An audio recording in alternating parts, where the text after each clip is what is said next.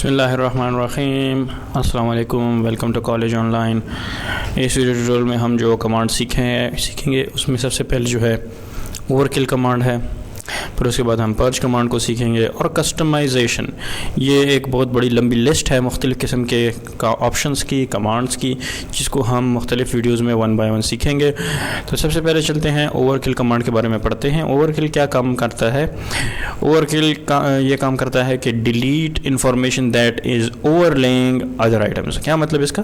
कि ऐसे एलिमेंट्स जो कि फालतू बने होते हैं और एक दूसरे के ऊपर बने होते हैं, तो अब मैं चाहता हूँ कि वो नीचे वाले ऑब्जेक्ट्स जो कि मुझे रिक्वायर्ड नहीं है और जिसकी हमें ज़रूरत नहीं है वो ख़त्म हो जाए। तो ओवरराइटेड एलिमेंट्स को ये रिमूव कर देता है और ऊपर वाले एलिमेंट्स को छोड़ देता है।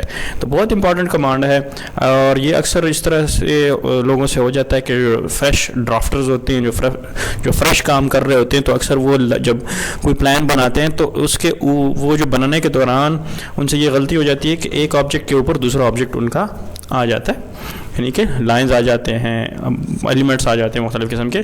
तो उनको रिमूव करने के लिए, फालतू लाइनों को हटाने के लिए, साफ़ करने के लिए, मतलब फाइल को लाइट करने के लिए ओवरकिल कमांड है।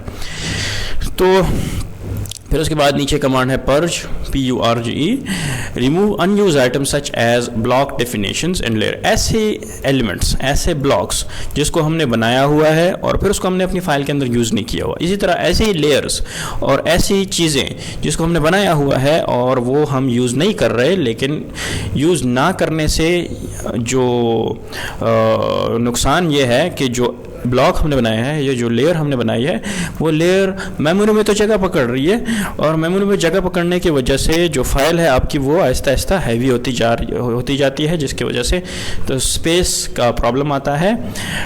हम ये चाहते हैं कि जो फालतू चीज़ें हैं उनको हटा दें, जो हम इस्तेमाल नहीं कर रहे, तो उसको रिमूव करने के लिए जो नॉन रीयूज्ड चीज़ें हैं उनको हटाने के लिए हम पर्ज कमांड इस्तेमाल करते हैं। जैसे ही पर्ज इस्तेमाल करेंगे और एंटर करेंगे तो जितनी भी फालतू चीज़ें हैं, ब्लॉक्स हैं, चाहे लेयर हैं, जो कुछ भी है वो सब कुछ ये हटा देगा और जो आपकी करंटली व्यू में यूज्ड एलिमेंट्स हैं वो छोड़ देगा और बाकी सब चीज़ें ख़त्म कर देगा। कस्टमाइजेशन मेन्यू जो है वो बिल्कुल कॉर्नर में होता है।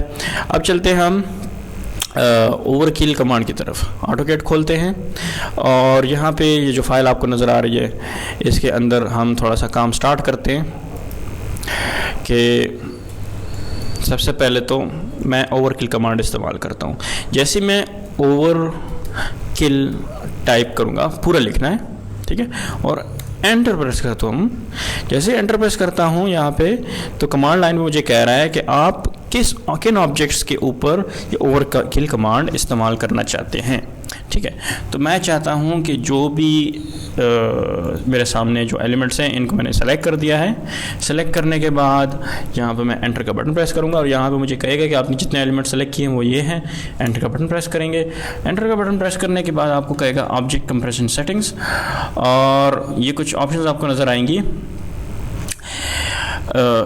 यहाँ पे लिखा हुआ इग्नोर ऑब्जेक्ट्स। फ़िलहाल आपने इसमें कोई चेंजेस नहीं करनी है, सिंपल ओके का बटन प्रेस कर देना है और जो भी एलिमेंट्स फालतू हैं और एक दूसरे के ऊपर बने हुए हैं, जो रफ एलिमेंट्स हैं, वो सारे ये डिलीट कर देगा। ओके का बटन प्रेस कर देंगे और ये कोई प्रोसेस करेगा और उसको फालतू एलिमेंट्स डिलीट करेगा। क्या कहते हैं यहाँ पे देखें, 6 डुप्लीकेट डिलीटेड, 41 ओवरलैप ऑब्जेक्ट्स और सेगमेंट्स डिलीटेड। ये देखें यहाँ पे जो ऑप्शन आपको दे रही है, ऐसी एलिमेंट्स जो डुप्लीकेट है, एक दूसरे के ऊपर थे, वो इसने डिलीट कर दिए हैं। जो फालतू एलिमेंट्स थे 41 वो इसने हटा दिए हैं। तो हमें क्या फ़ायदा हुआ, हमारे पास मेमोरी के अंदर स्पेस बच गई, हमारी फ़ाइल छोटी हो गई है। तो अगर दोबारा देखें ओवरकिल, और यहाँ पे मैं पूरे के पूरे इस सीन को सेलेक्ट कर लेता हूँ और ओके का बटन प्रेस कर लेते हैं। अब क्या कह रहे हैं, 9 deleted duplicate deleted and 4 overlap objects और सेगमेंट्स डिलीटेड। इस तरह के ओवरलैप ऑब्जेक्ट्स होंगे जो आपकी सीन में वो डिलीट हो जाएंगे।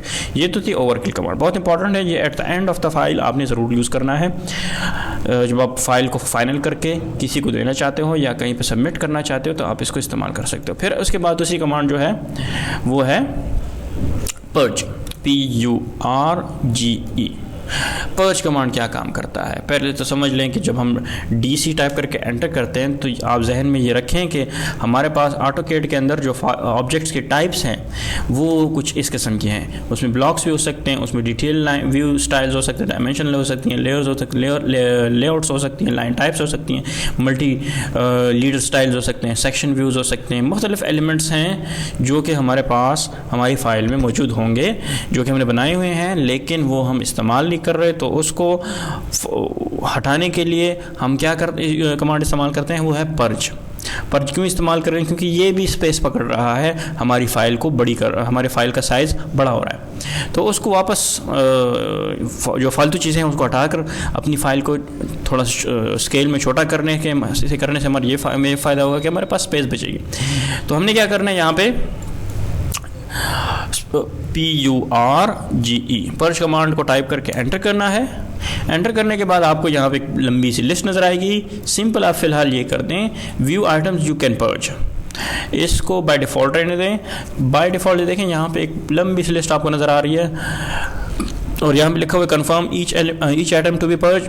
बिल्कुल यहाँ पे चेक बॉक्स चेक्ड है। आप जैसे ही पर्ज ऑल के बटन को प्रेस करेंगे,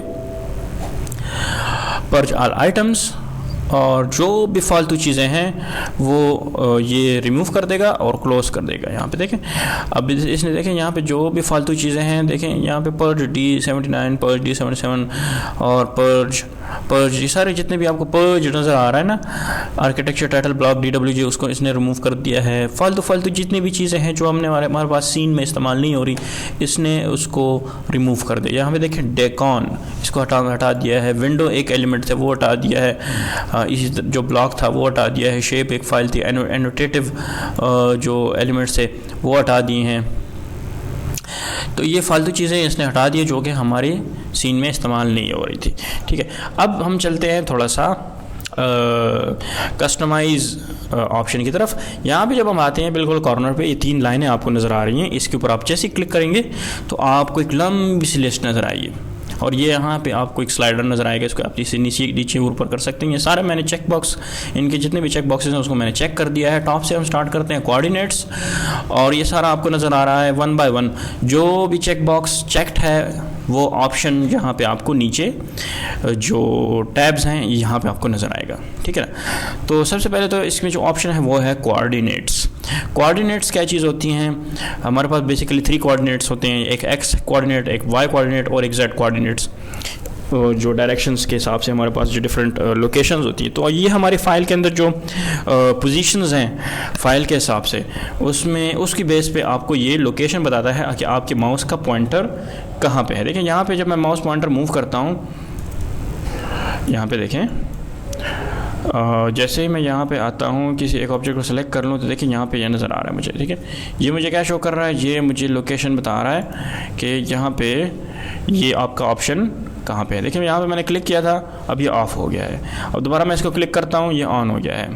माउस इसके ऊपर लेके आते हैं, देखें कंट्रोल आई, ये आपको शो कर रहा है कि यहाँ पे जब हम कंट्रोल आई टाइप करते हैं ये ऑफ हो जाएगा, फिर दोबारा कंट्रोल आई टाइप करेंगे तो ये ऑन हो जाएगा। तो ये माउस पॉइंटर आपको ये शो कर रहा है कि आप एक्स एक्सिस डायरेक्शन और वाई एक्सिस की लोकेशन आप किस लोकेशन में अपनी फाइल में, तो ये आपको लोकेशन शो करता है। यहाँ पे देखें कॉमा से हमें पता चल रहा है कि फर्स्ट कॉमा पहली जो वैल्यू है, फिर उसके बाद कॉमा है, फिर दूसरी वैल्यू, फिर उसके बाद कॉमा है। तो पहली वैल्यू हमेशा एक्स एक्सिस होगी, ये जहन में रखें। दूसरी वैल्यू हमेशा वाई एक्सिस होगी कॉमा के बाद, और तीसरी वैल्यू हमेशा जेड एक्सिस होगी। तो ये आपको लोकेशन शो कर रहा है। और दूसरी इंपॉर्टेंट चीज़ देखें, यहाँ पे जेड एक्सिस है वो ज़्यादा टाइम 0 रह रहा है क्योंकि हम जेड एक्सिस में जा ही नहीं रहे, हम जेड एक्सिस में ऊपर जा ही नहीं रहे। यहाँ पे देखिए एक ऑब्जेक्ट मैंने कहीं पे आपको यहाँ पे जेड एक्सट्रूड किया होगा, तो वो अगर उसके ऊपर हम लेके आते हैं अपना माउस पॉइंटर यहाँ पे, तो वो यहाँ पे जेड एक्सिस की वैल्यू बढ़ा देगा। ठीक है, तो इस वीडियो में यहाँ तक ही, मिलते हैं नेक्स्ट वीडियो में।